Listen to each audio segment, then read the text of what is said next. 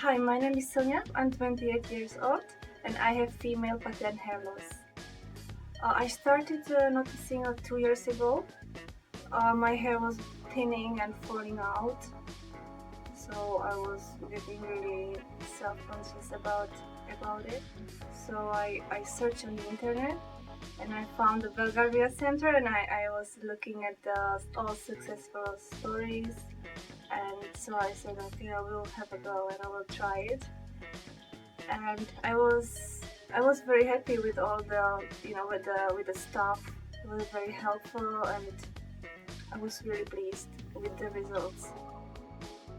Applying treatment was really actually easy. I was first scared that I will not be able to, but it's easy. It's like a routine now. I do it in the morning and in the evening, and it's part of the routine as brushing my teeth.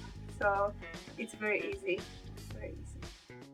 I've started noticing maybe after 1 or 2 months, 1.5 months, my front of the hair was getting started, to grow, and also my family started to notice because they noticed before the treatment, and they were a little bit concerned about my hair, and I was getting so scared that I will lose my hair.